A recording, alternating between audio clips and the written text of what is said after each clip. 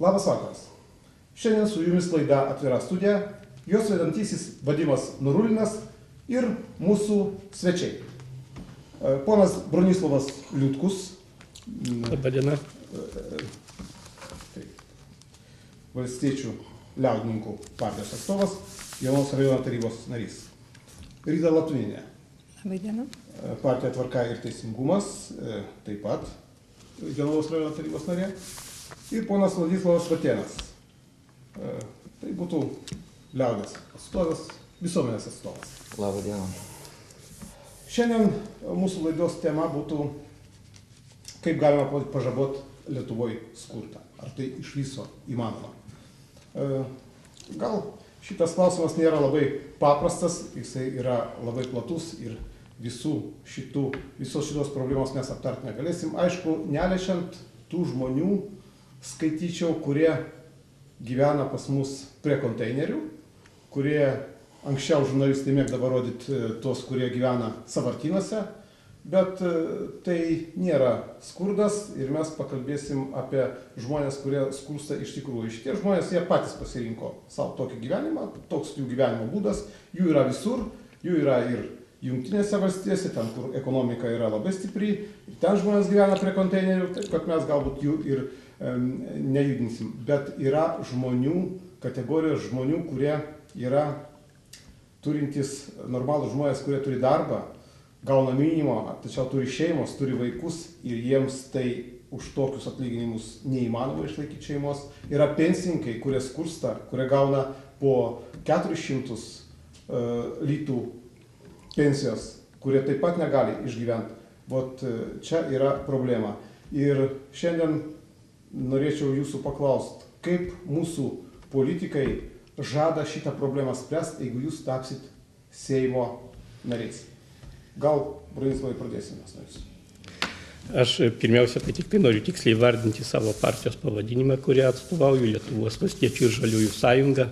Pavadinimas neseniai pasikeitęs, bet jau noriu pristatyti tikrąjį pavadinimą, kadangi daugiamandatiniam sąraše kandidatuoju į Seimo narius.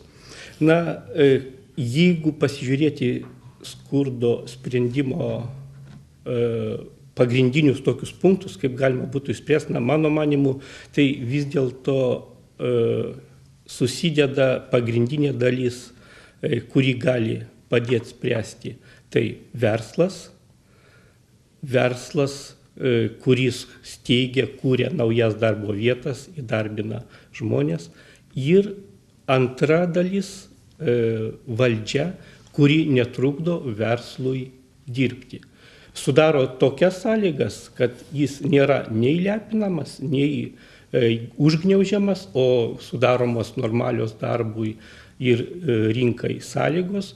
Ir tokiu atveju, esant ekonominiam kilstelėjimui, kas be abejo tai yra garantuojama, jeigu verslui leidžiama pasireikšti, mes mažintume skurdą. Na, niekad nepasakyčiau ir nesakysiu, kad skurdo galima valstybėje visiškai išvengti. Mes turime pavyzdžių iš ES valstybių, išsivysčiusias šalis. Juose ir yra tam tikra dalis gyventojų žemiau skurdo ribos. Žinoma, tik tai, kuo aukštesnis ekonomikos išsivystymo lygis, ta skurdo riba toj šaly yra aukštesnė negu ekonomiškai silpnesnėje šalyje. Ir tai, kad mes iš ES 27 šalių esame 25 pagal minimalų darbo užmokestį, na tai parodo, kad skurdas mūsų šalyje iš tikrųjų yra pasiekęs tą jau grėsmingą lygį, iš kurio reiktų bandyti kapanotis. Na, aš nenorėčiau išvardinti gal visų faktorių. Vienas, manau, kolegos irgi turi ką pasakyti ir perėjus į detalės galime surinkti visą tokį tinklą priežasčių, dėl ko yra skurstančių žmonių, yra gilaus skurdo lygmenyje skurstantys žmonės ir yra dalis mūsų šalies piliečių, kurie yra labai toli nuo tos skurdo ribos. Prašom, jūs norėjot gal kažką paklausyti? Tai aš galvoju. Pradžioje politikam duodat. Gerai, dabar toliau pratęsdama tą skurdo temą, norėčiau pasakyti, kad tikrai graudi statistika, net ir Jonavos rajone paėmus, jeigu mieste, tarkim, prie skurstančiųjų galima priskaičiuoti kas 6, tai kaimo vietovėje gyvenantis jau kas 3. Susidūręs yra su skurdu. Kas sąlygoja tą skurdą? Pirmiausia, gal nuo to reikėtų pradėti. Žinoma, pirmoje eilėje tai yra nedarbas, antroje eilėje yra tos minimalios algos, arba, kai aš sakau, minimalus tas darbo užmokestis. Nesvarbu, kad čia aš truputėlį pasirankiau, tas didėjimas yra ten to minimalaus darbo užmokesčio po 15%, tarkim, kiekvieną kartą, jeigu tai pasižiūrėjus tą didinimą. Tačiau bet kainos parduotuvėje kainos parduotuvėje, kaip matote, jau bent pastaruoju metu tai vos ne kasdieną kyla. Ir aš nežinau, ir vat, būtent tų politikų priimtas tas sprendimas, kad ir tarkim kuro ten akcizo didinimas sąlygoja kainų didėjimą, o nuo jo prasideda ir visi kiti pabrangimai visų produktų ir panašiai, ir prekių.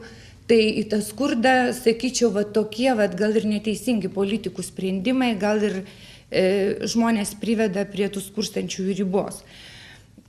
Norėčiau taip pat pasakyti, kad, va, kaip ir minėjo Bronislavas, kad šitą iš tikrųjų gal neskauda tiem, kurie toli nuo to skurdo. Tačiau skurstančių gretos didėja, tas skurdas iššaukia asocialių šeimų didėjimą skaičių.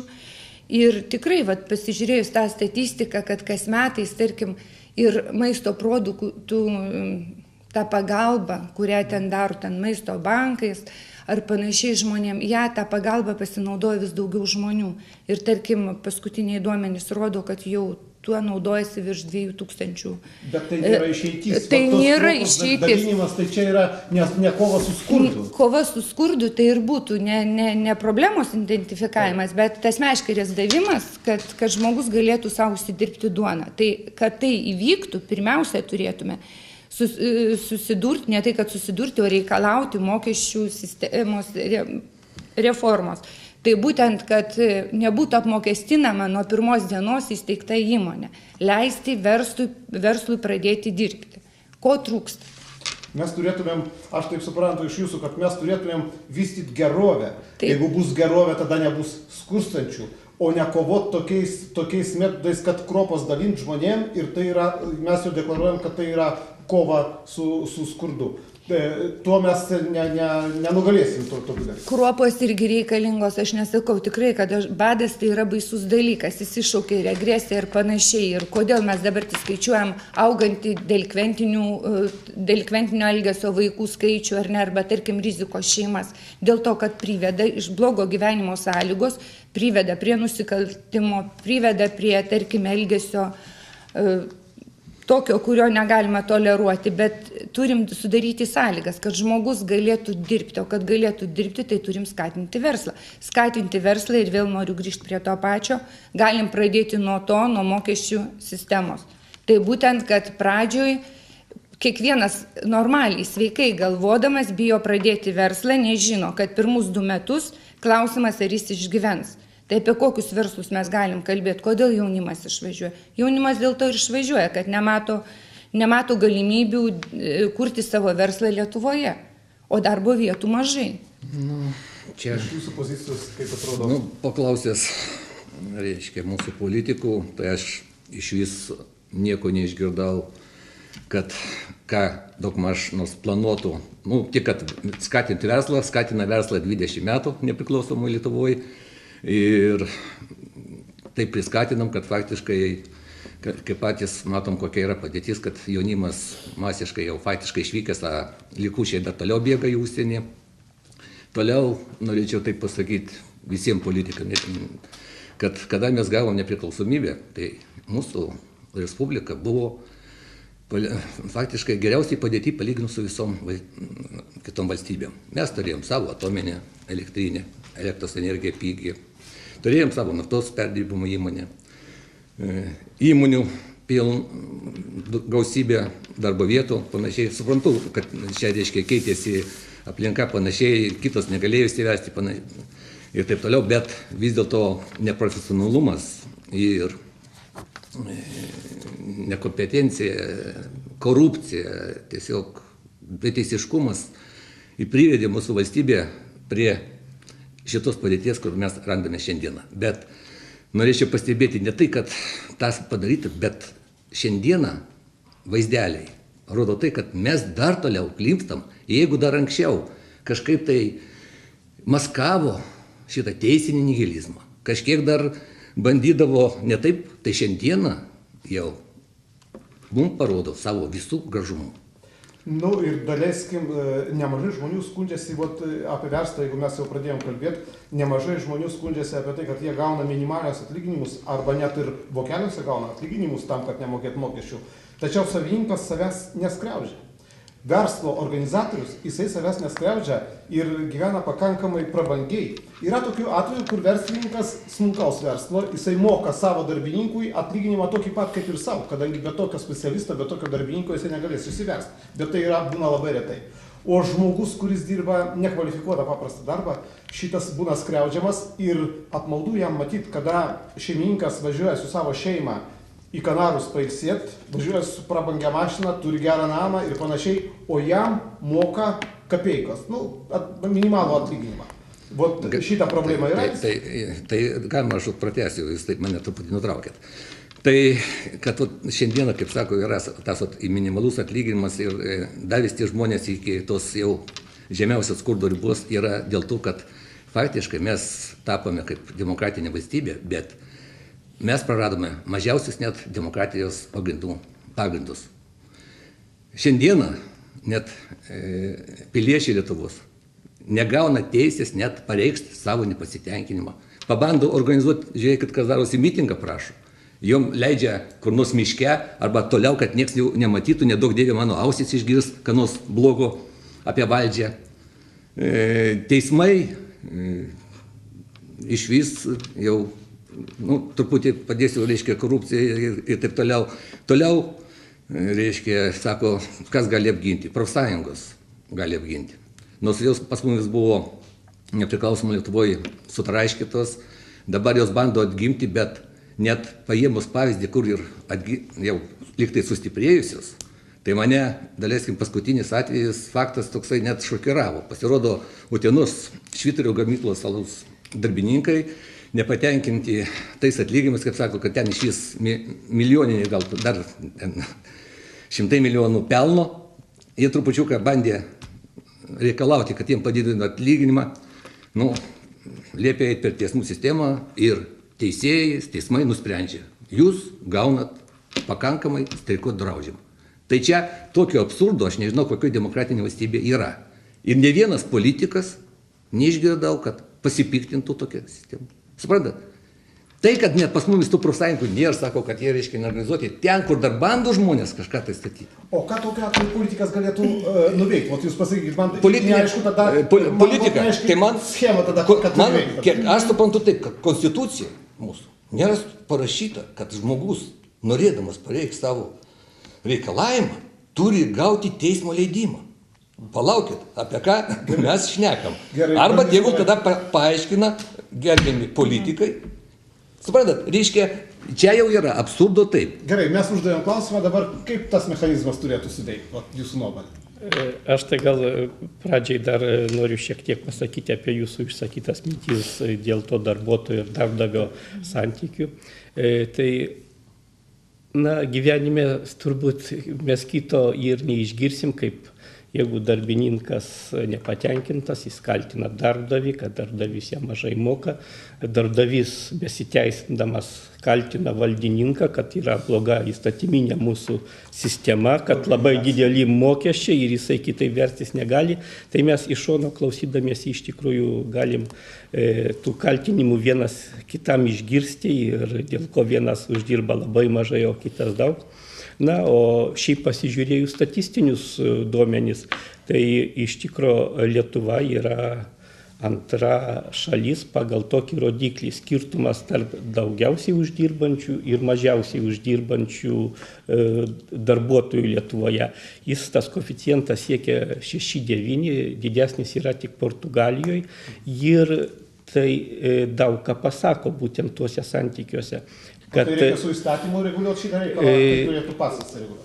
Šiaip tai atiduota yra laisvai rinkai, bet tai kurioje vietoje mes galėtume pareguliuoti įstatymu, reiškia, mes galėtume pareguliuoti, jeigu pasvertai numatytume, koks turėtų būti minimalus atlyginimas, tai viena pozicija, antra pozicija, tai kuri, sakykime, tenkintų darbininką, antra pozicija, kuri tenkintų darbdavį, pasižiūrėti, kokie mokesčiai. Ar iš tikro pakeliama našta yra sudaromi mokesčiai.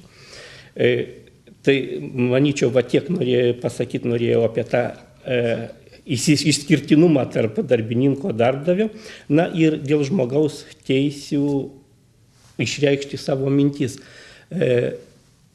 Žmogui išreikšti savo mintis niekas nėra uždraudęs, niekur bent, vienam žmogui.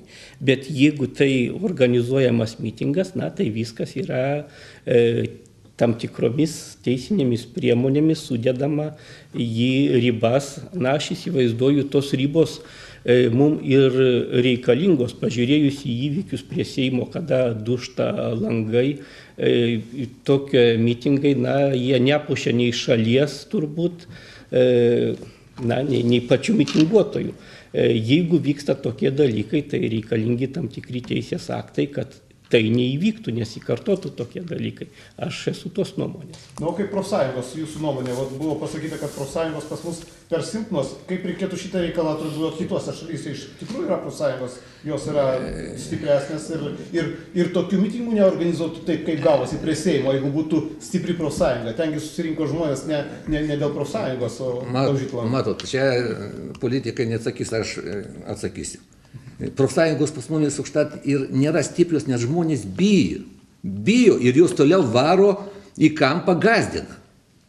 Kad, suprantat, bet kur, jeigu tik tu pradedi ieškoti kažkokios tiesos, kažko tai taip, tu skaitais įtraukiamas į juodus sąrašus, tave išvaro iš darbo panašiai. Ir užtat profsąjungos, jinai yra, kitas žmogus bijo. Reiškia, jau darbdavys į tave žiūrės kreivai. Reiškia, tu jau nepatenkintas.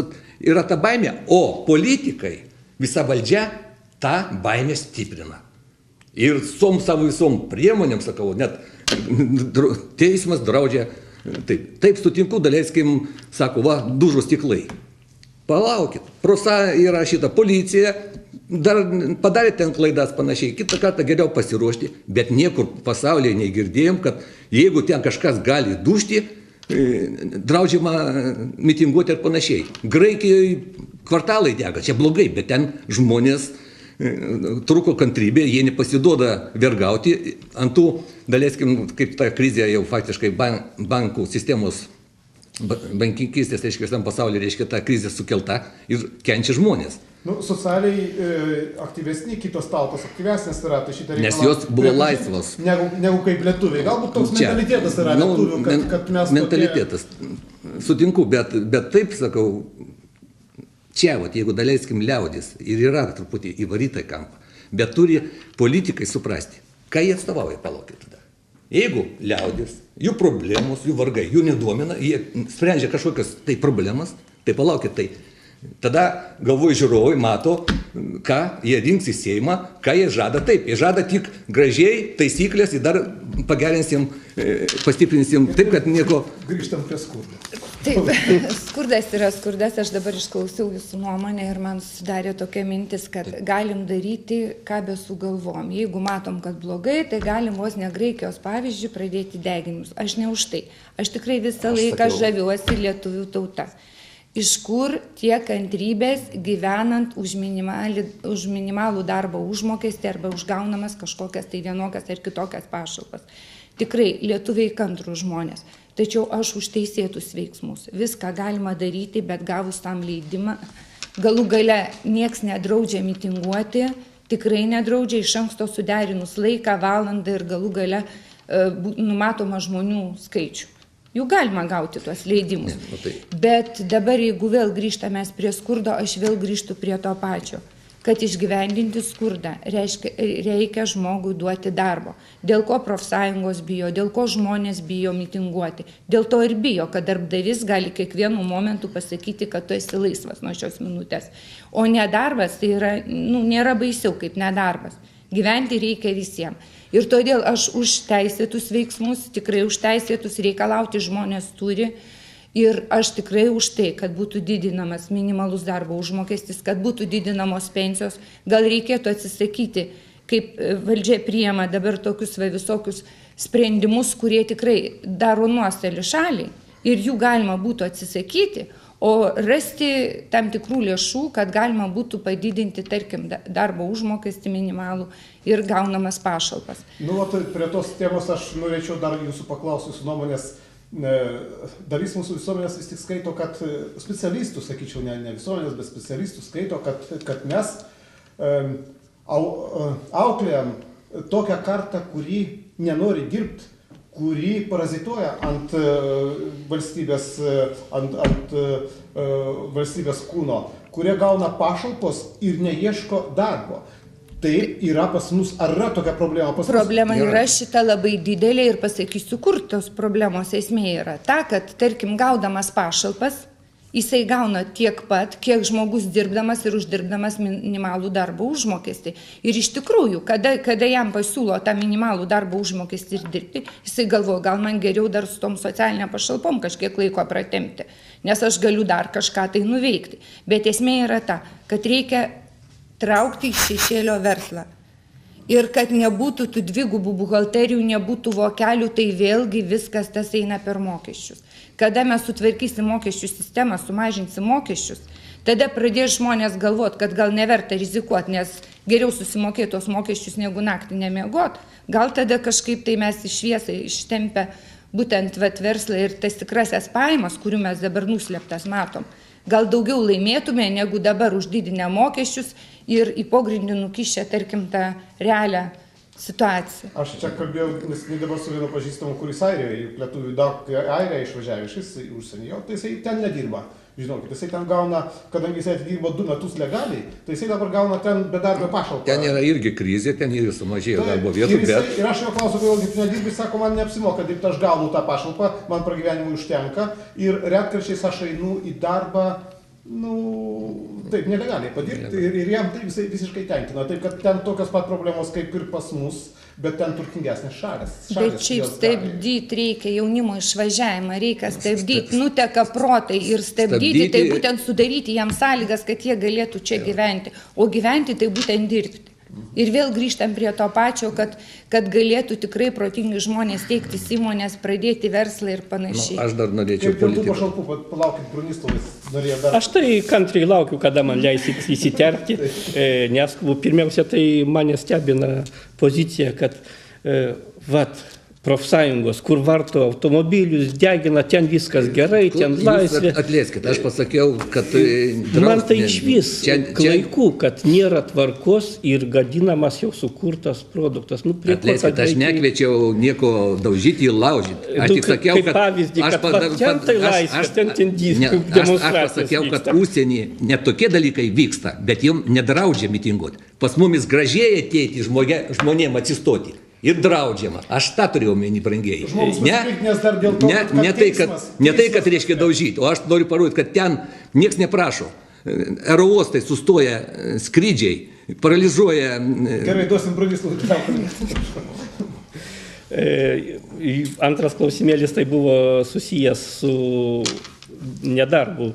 Nėra taip, kaip iš pirmo žvilgsnio pasižiūri, kad tiesiog žmogus nedirba, gauna pašalpas ir gali taip ilgai, aš įvardinčiau, parazituoti mūsų visuomenėje. Tai yra tam tikra riba, pašalpos nemokamos ištisą laikotarpį, yra nustatytas terminas 7 mėnesiai, jeigu ten tam tikros dar sąlygos, ar tai teritorija, kur padidintas nedarbas 1 mėnesiu ar 2 tai padidintas pašalpos mokėjimas, bet tie bedarbiai pastoviai yra bandomi įdarbinti. Na, sugalvoja variantų, kaip neįsidarbinti įvairių. Dirba tuo klausimu darbo biržos specialistai, nagrinėja ir psichologai būtent mūsų tos klientus. Juos sugrupuot mes taip teoriškai pagal programas į 3 grupės grupuojam: nepasiruošę ir nemotyvuoti, nepasiruošę motyvuoti, pasiruošę ir motyvuoti bedarbiai. Aišku, greičiausiai įsidarbina pasiruošę ir motyvuoti, kurie neseniai iš kažkur atleisti ir nori toliau dirbti, nori dirbti ne už minimalų atlyginimą. Pas jūs ten yra visokių žmonių, visokiausių. Taip, ir tų tokių grupių, dėl kokių priežasčių jis nenori dirbti, yra ne viena ir ne dvi, sakykime. Na, čia vien atskirai tokių motyvų daug yra ir atitinkamai ieškomos išeitis, ypač tiems, kurie yra piktybiniai, kuriems kartais netgi nereikia ir jokios pašalpos, užtenka tai, kad jie tik tai turi socialinės garantijas, būdami darbo biržos klientais, o jie, reiškia, nelegaliai užsidirba savo dar papildomas pajamas ir tos pajamos kartais būna žymiai geresnės negu kad oficialiai dirbančio žmogaus. Žodžiu, problema yra, jūs apie ją žinot ir jūs bandot su ją. Taip, aš matau, dirbama vyriausybėje, dirbama ir čia iš pirmo žvilgsnio pasižiūrėjus, kad lyg tai nieko nedaroma, bet jeigu yra griūtis, jos nesustabdysi pavienę užtvarą kažkokią. Tai yra visas procesas, kuris turi vykti palaipsniui, kad būtų pasiektas efektas. Galima, reiškia, aš kaip iš liaudės atstovus pamačiau, kaip jūs sprendžiat problemą skurdo. Toliau, reiškia, reikia gaudyti tos, kurie dar nedirbdami, neturėdami pragyvenimo, bando gauti kažkokią pašalpą, bando taip iškuoja. Mes sprendžiam, gerbėmėjai ponai, skurdą. Žmogus vaikščiodamas, pašalpų prašydamas, dar kažką gaudamas, ne iš gero gyvenimo tai tą daro. O tai, kad jis, kaip sakant, neturi ką vaikam duoti pavalgyti, kad jis nepragyvena, kad jam vos neįkil palysti, a mes šnekam taip, o mes spręskim taip, dėl ko mes dabarėm, kodėl yra tas skurdas, kodėl aš iš jūsų neišgirdau monopolių veiklą Lietuvoje. Maksimum. Praeito, tai palaukit, praeito yra praeito. Jeigu šiandien yra sprendžiam problemą skurdo, o čia skurdo tai yra, atleiskit, didžiulė. Čia turėtų valstybė įsikišti, jūs turite. Tai svarbiausia, jau Seime buvo paruoštas įstatymas, antkainių suvaržymų, panašiai, jau lyg tai turėjo prabalsuoti, kažkokios jėgos sudirbo į vėl. Ir čia normalu, kada pas mumis, reiškia, 2, 3, 10 kartų brangesnį maistas. Nieko. Daiktai, nieko, tylu, ramu. O eina mūsų atstovai, darys tvarką. Lyg tai jau galėjo padaryti, šito nėra. Toliau. Niekas negali atsakyti tą klausimą. Tarkim, pas mus važiuoja žmonės apsipirkti Lenkiją. Tai yra problema. Kokia yra problema? Yra problema tai, kad pas mumis monopolis ir nežinau. O tas, toliau dar noriu pažymėti, reiškia, vienas momentas – sveikata. O tai vėl ta korupcija panašiai. O mane vėl labai taip sujaudino, kaip sukrėtė valstybės kontrolės pažyma, kur buvo dėstomi faktai, kad sveikatos, reiškia, apsaugos, reiškia, įstaigos visur vaistus perka vienas keliasdešimt, vos ne 100 kartų brangiau už kitus ir panašiai. Grini faktai, kaip pasakyti, jeigu ten kainuoja litą, kitas moka 100 litų. Nejaugi, kam nors į galvą ateis, kad čia tiesiog kvailas tas įstaigos vadovas ir panašiai, kad perka taip brangiai. Reiškia, aiškus faktas korupcijos, kad plaunami pinigai. Mūsų visų. Kiekvieno piliečio. To pačiu, to mūsų skurdžiausio gyventojų sluoksnio, kurie kreipiasi ir serga, ir jiem reikia vaistų pirkti, ir ten jos irgi vėl nurengia. Suprantat, pas mumis yra taip, kad tie monopoliai, kur be, kaip sakant, bakstėsi pirštą, ten įpataikėsi. Visur. Korupcija, jau nežinau. Valdžia nenori ar nesugeba šitą? Aš matau, kad nenori, tai nesutinku. Jie nenori. Žiūrėkit atvejais vėl tas pats FNTT vadų. Tik žmonės pradėjo dirbti. Tik pavaduotojas Giržadas išdirbo sistemą, kaip, reiškia, neteisėtai užgyventą turtą prigrobta, atgal atsiimti. 1-2 be jokių, taip, pašalina. Tas pats, kas atsitiko, reiškia, su ponu Junokos vadu prie pono Adamkus. Prie ko mes artėjom? O čia prezidentas Adamkus turbūt davė pirmas, kaip pasakyti, žalę šviesą korupcijai, kada vietoj to, kada buvo STT išaiškinti grobstimo didžiulį faktai žemės užvaldymo ir kiti faktai, vietoj to, kad patvarkytų tuos, kurie, reiškia, tą daro, patvarkė tarnybos vadai, pasakė visiems, nekišnosi. Šiandieną jau lygtai atėjus prezidentė Grybauskaitė vėl, kad kovosim su korupcija, kovosim su grobstimais. Tik pradėjo žmonės dirbti, 1-2 pasirodo vos ne vos, bet prezidentės komanda ir pašalinami tie veikėjai. Viskas remiasi vis tik į valdymo aplamai, į tą visą aparatą, kuris turėtų, Seimas turėtų omeny, vyriausybė, prezidentūra, kurie turėtų dirbti. Ir tas atsiliepia apačioj ir žmonės skursta nuo šitų nevykusių sprendimų ir nevykusio darbo, jūs turite omeny. Tai suprantate, tai iš to visa mūsų sistema susidaro. Jeigu plaunami milijonai ten, iš kur bus darbo vietos kūriamos ir panašiai. Reiškia, išplauna, daleiskim, paimkime Europos Sąjungą. Mes rinksim politikus, mes tikimės, kad mes išrinksim tokius politikus, kurie išspręs šitą klausimą. Rita, jūs ką jūs dabar pasakėte, aš tą ir minėjau, kad pirmoje eilėje reikia įvesti tvarką. Tai būtent, kad išgyventi korupciją nėra taip paprasta. Korupcija jinai egzistuos dar ilgą laiką, būkim realistai. Tačiau ją pažaboti, apriboti, ją tikrai galima ir aš su jumis pilnai sutinku. Taip, aš pilnai sutinku. Ir dabar, kad skurdą grinai irgi išgyvendinti, jo praktiškai yra neįmanoma. Vis tiek atsiras kažkokių žmonių pažeidžiamų grupė, kuri vis tiek, bus priskirti skurdo. Bet dirbantiems, sąžiningiems žmonėms duoti.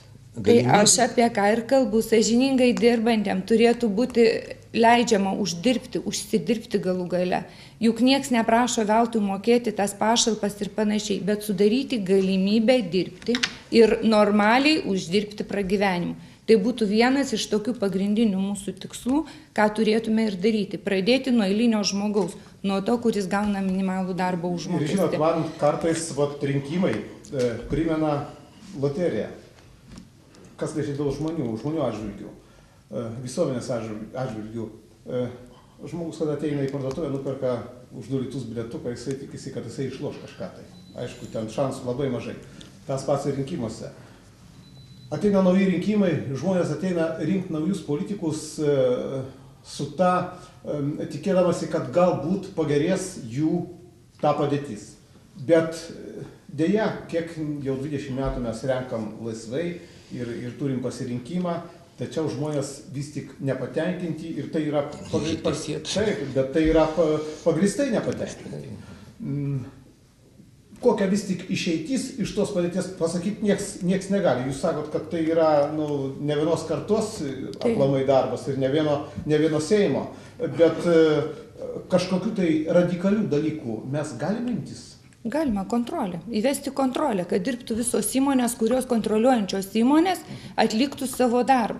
Ko dabar trūksta? Trūksta, kaip jūs minėjote, ir vaistų, tarkim, informacijos sistemoje, ar net tikrai trūksta, tvarkos tikrai trūksta. Paimkime bet kurią reformą, medicinos, švietimo, ką be paimsim, visur daryta, nedadaryta yra. Ir tą žmonės jaučia. Aš tai norėjau pasakyti, pasiklausęs, vis dėlto reikia visą laiką vienodai traktuoti teisės aktus visiems. Ir aš negaliu pateisinti nelegalaus darbuotojo, kad jisai užsidirba pragyvenimu, jeigu jis dirba nelegaliai, kaip jūs sakot, o jūs nepateisinat tik tai kažkokio oligarcho, nes jisai dideliais pinigais kažką tai jau daro.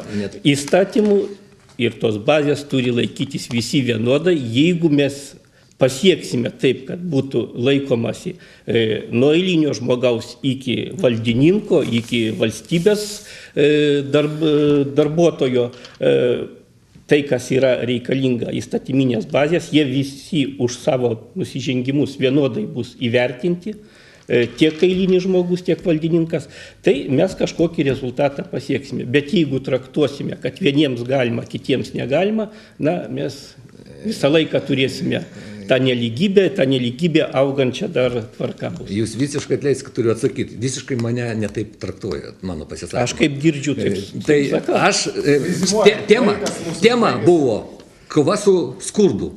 Ir jūs dėstot priemonės.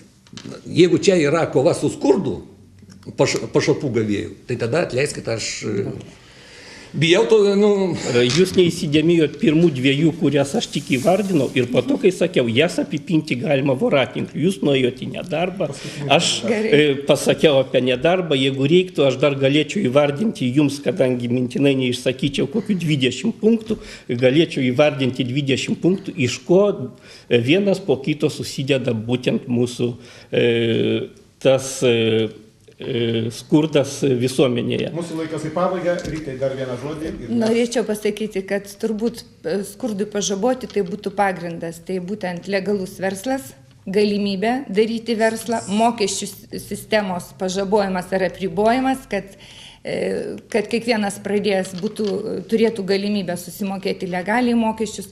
Ir norėčiau irgi, kaip kolega sakė, kad tas nelegalus darbas pragyvenimui, kad būtų išgyvendintas, kad iš šešėlinės ekonomikos būtų verslas ištrauktas į paviršių. Tai, man atrodo, skurdą mes tikrai išgyvendintume. Ačiū Jums už pokalbį, mūsų dar turi baigtis, laikas mūsų jau pasibaigė. Ačiū visiems. Viso geriausio. Iki sekančio trečiadienio.